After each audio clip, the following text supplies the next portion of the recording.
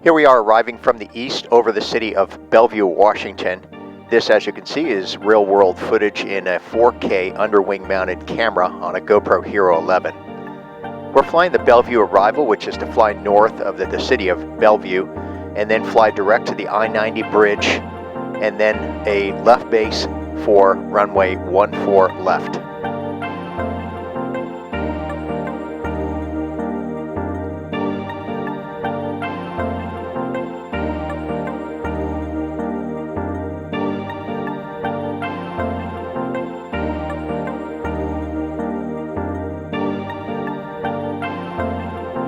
And here we are in X-Plane 11, also arriving to the north end of the city of Bellevue. And we'll be making a left turn out just as we did in the real world footage, heading direct to the I-90 bridge.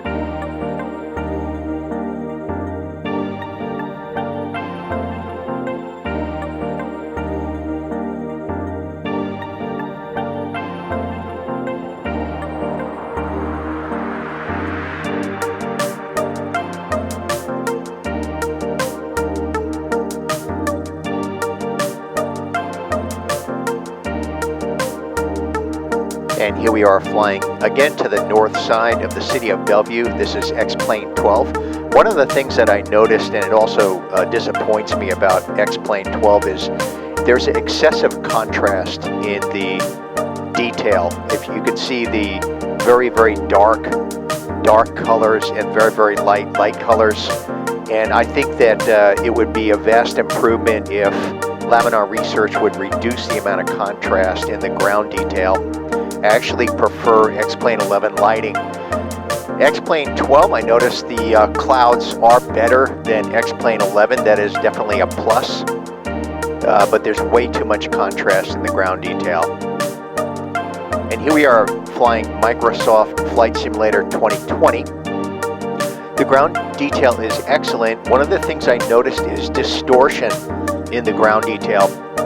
If you look at the buildings as we fly around them, they become distorted, and that's something that did not happen in either X-Plane 11 or X-Plane 12.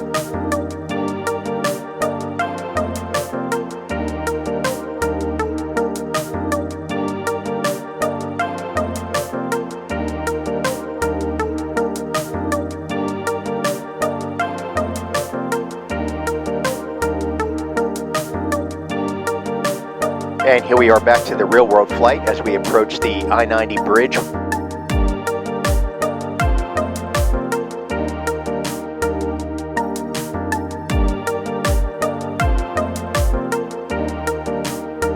Now, when I received ATC landing instructions, they instructed me to fly direct to the stadiums and enter a left base for 14 left, and that's what we're doing here in this footage.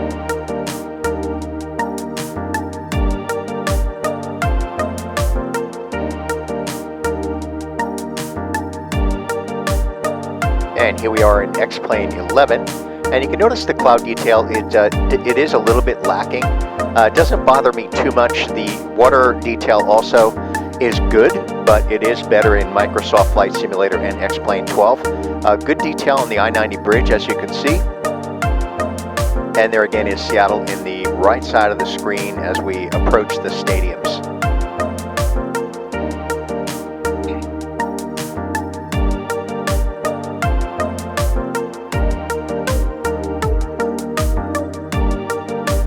And here we are in X-Plane 12. Once again, you can see that there's excessive contrast between the dark and light areas on the ground detail. Something I very much did not like about X-Plane 12.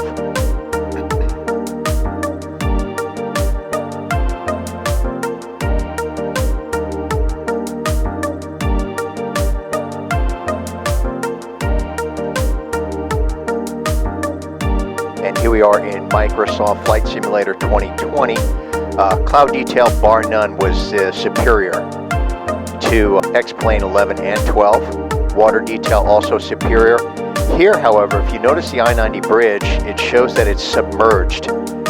Good reflection on the water surfaces. Not a lot of detail, though, in downtown Seattle.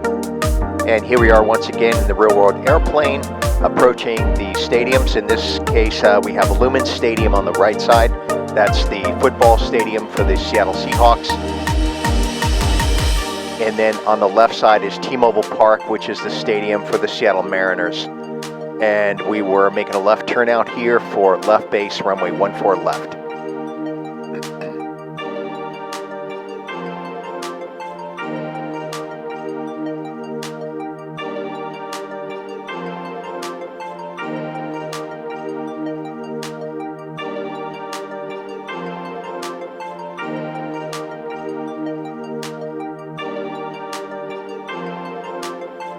And here we are once again in X-Plane 11, approaching the stadiums.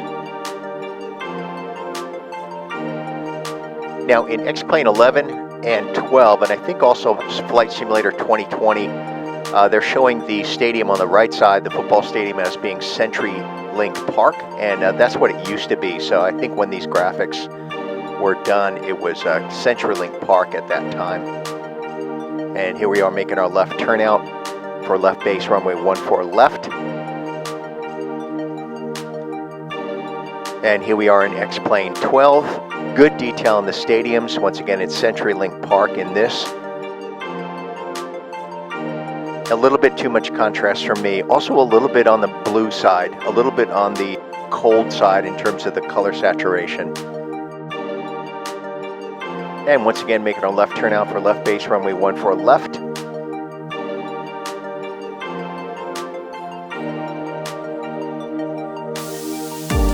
And here's Flight Simulator 2020. Now, I was unable to find a way to display the exterior view without the airplane in it, so that's why the airplane's in all of the Microsoft Flight Simulator footage.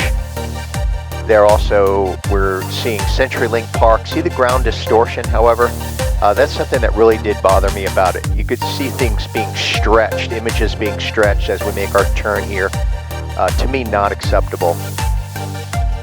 And here we are approaching runway 14 left in our real world footage as we cross over the railroad tracks.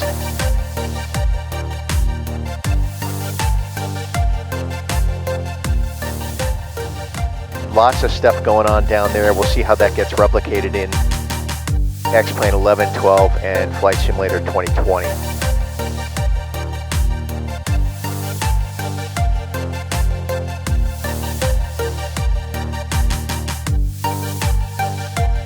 And here we are once again in X-Plane 11. Good ground detail as we approach.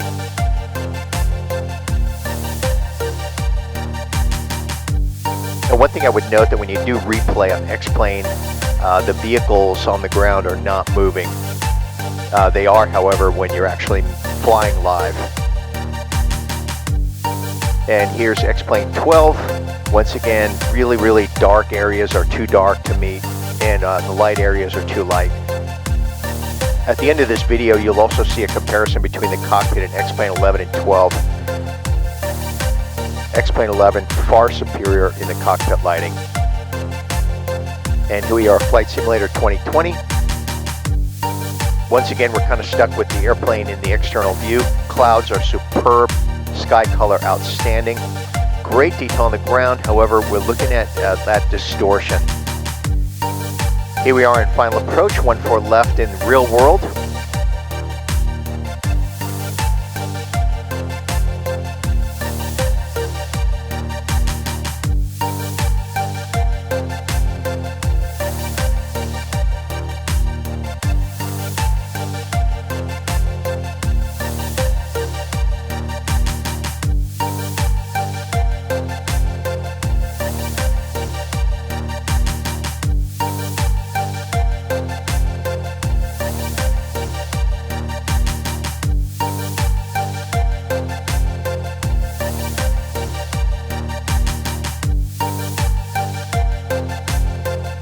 And final approach 14 left in X-Plane 11.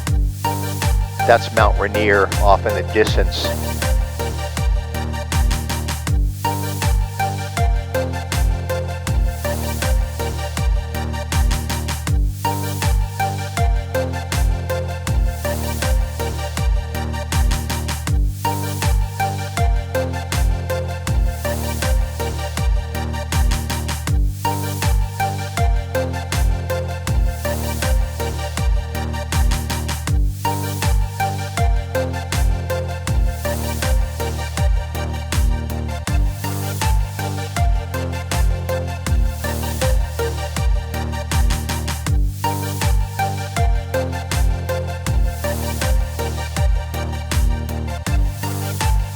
And final approach in X-Plane 12.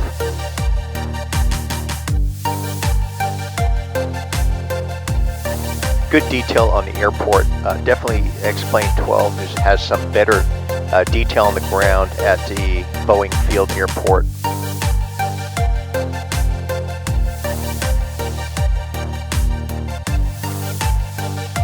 And the other thing I noticed about X-Plane 12 is that in the replay mode, which is what we're in right now, there is ground traffic moving, which X-Plane 11 it freezes all of that when you're doing a replay.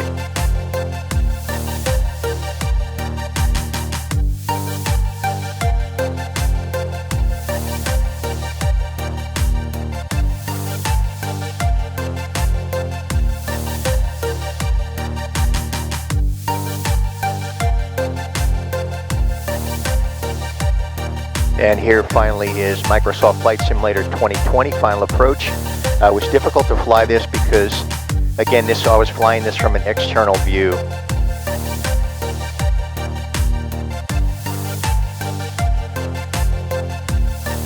And as mentioned earlier, this is the cockpit lighting comparison between X-Plane 11 and X-Plane 12. Here you see the lighting in X-Plane 11, very pleasant. You can see all your instruments very clearly.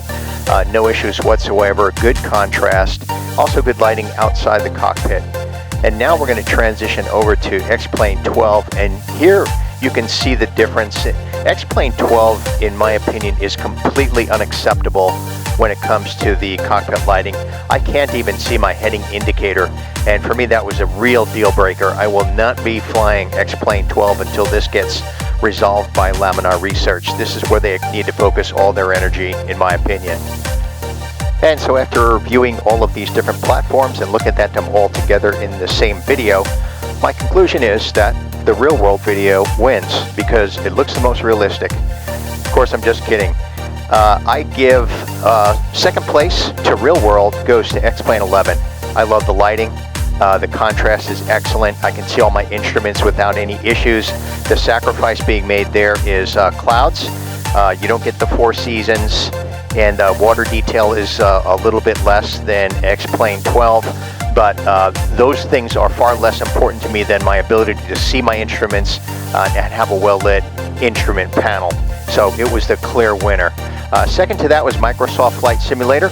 I thought it was quite excellent with respect to the graphic detail on the ground. The downside was clearly the fact that there was distortion. As I turned my airplane, there was images on the ground were being stretched. Buildings were becoming distorted, and that was a real deal breaker for me. I also noticed that in the case of the I-90 bridge, it was fully submerged.